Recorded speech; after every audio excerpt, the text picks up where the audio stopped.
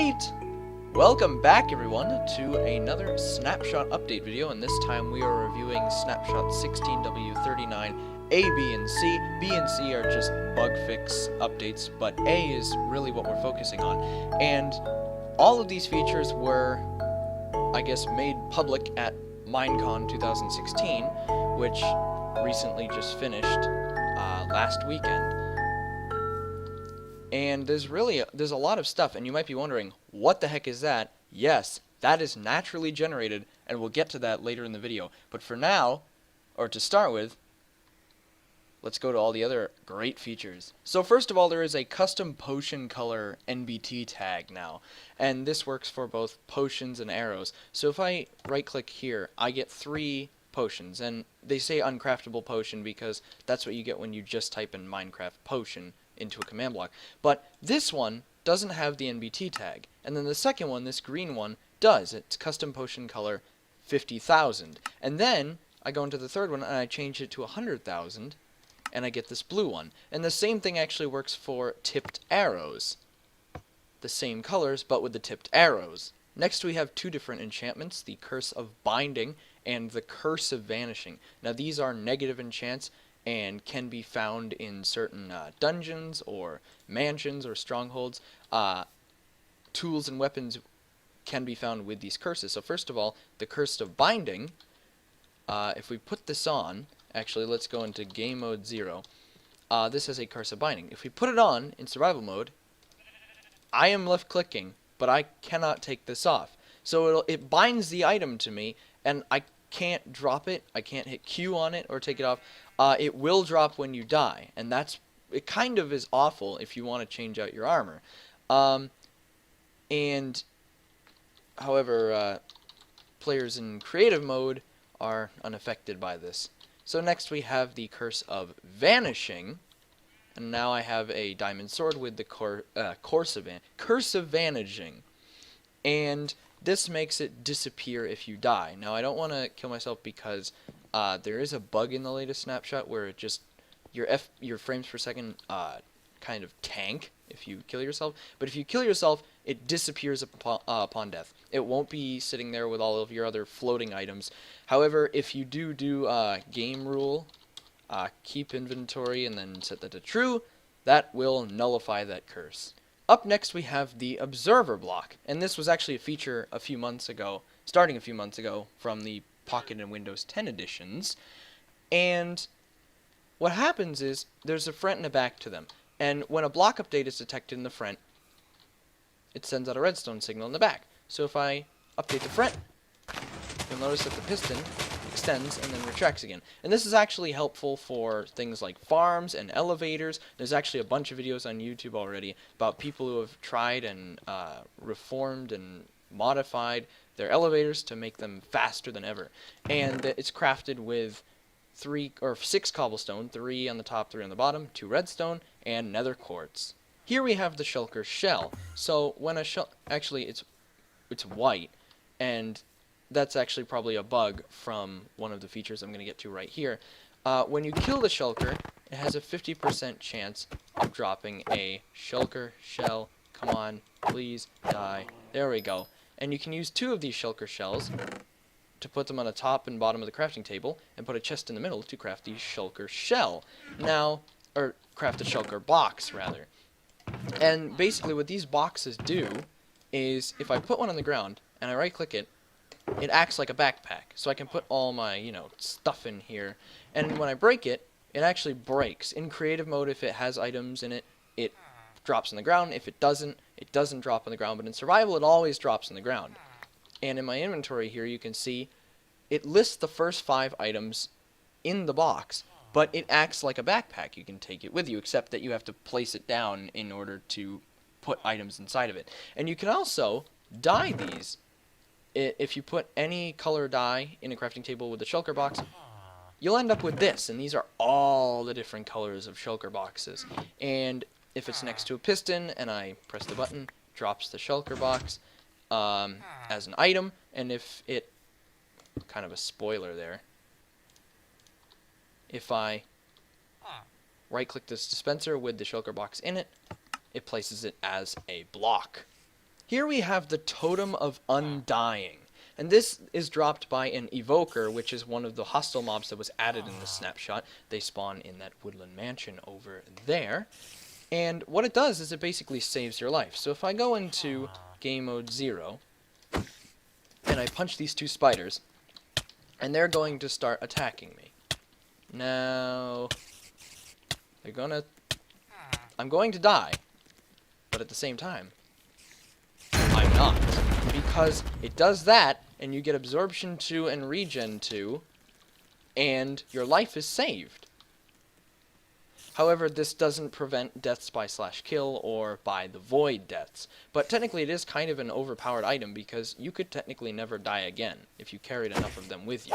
Next we have the exploration maps, which can only be obtained by the new villager called the cartographer. So if I go and trade with this villager,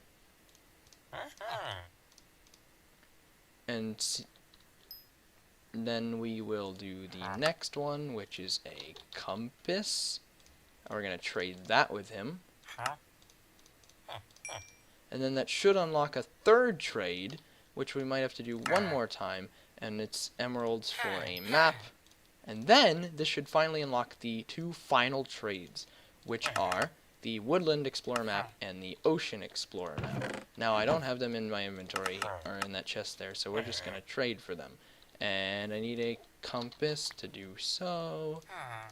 I just didn't clear my inventory as well, so that's good. I'm going to put this in there, get an Ocean Explorer map, and get a Woodland Explorer map. Now what these two maps do is they basically tell you where the nearest ocean temples are and where the nearest woodland temples woodland mansions. Strangely enough, it's not detecting the one right there, so that's a bug. But if you're out of the 1024 block range, it shows you as a dot. Like in this one, it's the top left corner, and this one, it's the bottom right.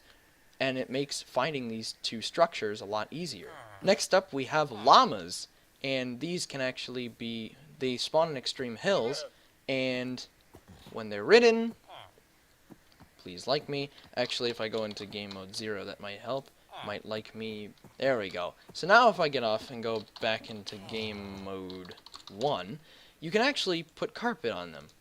Blue carpet does that pattern. Red carpet does a different pattern. Actually, it's a different pattern for every color of carpet. And if I spawn a few more of these in here, and I leash one of them, they'll actually form a caravan, and they won't be hostile towards any mobs. However, if I put a wolf down, they're very hostile towards wolves, and they might actually do their spit attack like that. Also, they are a neutral mob, so if you do hit them, they will kill you. Next we have the Vindicator, and this is one of two mobs that fall into the illagers category. Not villagers, but illagers. And so, if I place them down over here, they look like an evil villager. But if I were to do game mode 1, or 0 rather, he's gonna run at me pretty quickly with an axe in his hand, like that. And they're really fast. They're faster than the player walking. And he is actually very aggro towards villagers. So I'm actually don't want to let him kill the villager. But they drop emeralds and an iron axe, and they spawn in that mansion. Next up we have an evoker, and this is the other type of mob that falls under the illagers category. So if we place that, that's an evoker. And he may start raising his arms toward that villager guy. Maybe I can kill this one and spawn another one right here to just show you what he's like. Now he is aggro towards villagers, and he is casting a spell, and he is releasing or summoning these vexes that glow red when they're about to attack, and that is a fang attack. So I'm just going to put this villager out of his misery. And these are vexes. They can go through walls, and they can glow red when they're about to attack. And these evokers, when they die, always drop a Totem of Undying, and they also drop emeralds. This is actually a really easy way to get Totems of Undying, provided you have the armor to do so, because while their attacks are fairly large, this is a fang attack. This is what I was talking about earlier. They're not that hard. They don't have a lot of health. And lastly, if I have an evoker, and I spawn a blue sheep in, he turns them red. Just a little Easter egg. Next up we have /locate, and if I do /locate tab, you can see it says End City, Fortress, Mansion, Mine Shaft, Monument, Stronghold, Temple, and Village. And what this does is, say I do /locate mine shaft, it locates the nearest mine shaft. So it's a simple but useful command. Right now I am in the end, and here what we're about to do is find a return portal. I believe that's what it's called, a return portal. And if we throw an ender pearl through this gateway to get to the outer islands, you should see that you'll find, if you keep flying for a while, you'll find another thing that looks like a gateway, except it'll look like it has a purple beacon shining out of it. Now, I might not find one now. This is one that I found earlier. It must only do the beacon thing once, but if you throw a pearl through this, it brings you back to the main end island. So, lastly, there are two new sounds for mobs, the first being the wither skeleton. If you can hear it, it's deeper than a skeleton, and the other for the zombie villager, which should start to burn in the daylight, but isn't. Oh, there we go. Hear it? It's deeper. And lastly, very lastly, we're going to go explore the Woodland Mansion. Now, in here is it's just a bunch of rooms where evokers and vindicators spawn. I believe it's the evoker that only spawns in the top 2 floors. Yes, that is true. And it's basically a bunch of rooms that all look different. I'll fly in some of them and notice how they all look different. Some of them have chests in them, some of them have farms in them. If I go over, let's say here, oh, and most of it is very dark, so you're going to need a torch, because normal mobs like skeletons and creepers and zombies will spawn. This one's a flower room. This one's also a flower room. When I was in here earlier, I thought I saw a farm. I know there was a melon farm in here, and there was also a... Oh, there's an empty farm, which is interesting. There's the pumpkin farm, and if I fly up, there's a melon farm. There are chests in here somewhere with basic loot. The loot gets better as you go to the top, but so do the challenges, aka the evokers. So that's basically it for this snapshot. I hope you enjoyed, and if you want to see more snapshot videos in the future, be sure to leave a like. And I hope you learned something today about this here new Woodland Mansion and all the other snapshots. So actually, let's break in through here. This is the top floor. Notice that's a vindicator. There should be evokers around here somewhere. There's an evoker. Yeah, vindicator, evoker. They're everywhere. One thing I should mention is that those evokers and vindicators, they don't respawn, so you unfortunately can't make grinders out of them. Sad face. But that's it. Thank you all so much for watching, and I hope to see you in the next video. Bye-bye!